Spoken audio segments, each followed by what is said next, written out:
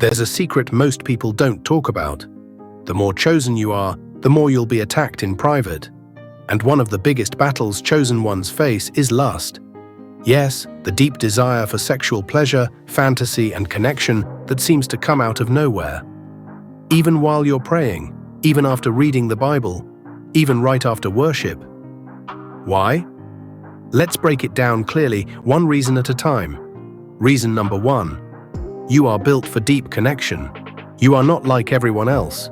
You don't just want surface-level things. You have a heart that feels deeply. You want love, closeness, understanding, and affection. God designed your spirit for deep connection with Him. But when that connection feels distant, when you feel dry or alone, your flesh starts looking for something to fill the empty space. That's when lust sneaks in. It offers a quick feeling, a false sense of love, a moment of comfort. But it's not real. It's a trick. Lust pretends to care, but it leaves you feeling more empty afterward. Chosen ones struggle more here because their hearts are bigger. You love deeply, but if you don't give that love to God fully, lust will try to take His place. Reason number 2, you often feel alone. Many people don't understand this, but being chosen means being set apart. That sounds nice until it starts to hurt. You're not always included. You don't fit in with the crowd. Friends pull away. Family misunderstands you. Sometimes it feels like no one sees the real you. That's what happened to David. He was left in the field while his brothers stood tall before the prophet. He was chosen, but also rejected. When you're lonely for too long, lust becomes a fake friend. It shows up when you're in your room, scrolling, late at night, feeling unseen. Lust says, "Let me comfort you." But all it really does is take from you. It leaves you feeling guilty, ashamed, and more lonely than before. Reason number 3, you are a high-value target. Listen carefully. Hell does not attack people who are going nowhere. Satan doesn't waste his time on people who don't carry purpose. But you, he knows your prayers shake things. He knows your worship breaks chains. He knows your words bring life. So what does he do?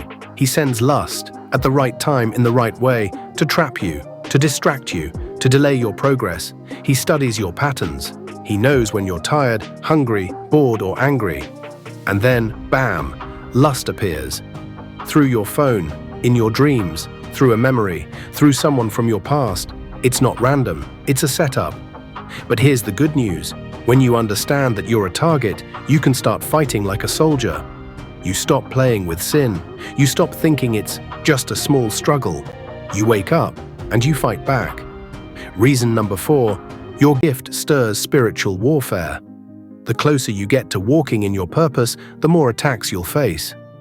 Some of you notice that right after a powerful moment with God, maybe after praying hard, fasting, or leading worship, you feel a strong pull toward lust. That's not by accident. It's called spiritual warfare. When Jesus fasted for 40 days, the devil showed up immediately afterward to tempt him. Why? Because Jesus had just stepped into his assignment. The devil always shows up before your breakthrough, and lust is one of his favorite tools. It's sneaky, it works in silence, it builds slowly, through what you watch, who you text, what you joke about, what you daydream about. But you must understand, this isn't just a you problem, it's a spiritual attack, and the goal is to silence your gift before it fully blooms. Reason number 5, your destiny requires discipline. This one is hard to hear, but it's the truth. You have a big calling, but it will require big self-control. Some things others can get away with. You can't. Some things others can touch. You can't. You are set apart. And that means God will allow your struggle to stay for a while, not to punish you, but to train you. You're not just supposed to survive this battle. You're supposed to conquer it. You're supposed to help others fight it. You're supposed to walk in purity, not because you're perfect, but because you know what's at stake. And God is saying, I need you to grow stronger, not softer. I need you to fight, not fold. It's time to stop hiding your battle. It's time to stop letting shame tell you who you are. You are not your last mistake. You are not the images you saw last night. You are not the text you regret sending. You are chosen, covered, forgiven, and still called. Romans 8:1 says, There is now no condemnation for those who are in Christ Jesus. That means God is not waiting to punish you, He's waiting to restore you. Don't stay silent. Confess your struggle, bring it into the light. James 5:16 says, "Confess your sins to one another and pray for each other so that you may be healed." Healing starts with honesty, and your healing isn't just for you, it's for everyone who will hear your story later. Someone is waiting for your freedom to begin theirs, so fight for it. Guard your eyes, guard your heart, fast if you have to, cry out if you need to. But don't give up, don't settle. Don't believe the lie that says, "This is just who I am now." You are not your lust. You are a child of God. You are a warrior, and every time you get back up, heaven celebrates. So now it's your turn. Are you going to let lust keep writing your story? Or are you going to rise, fight, and let God finish the story He started in you? The choice is yours.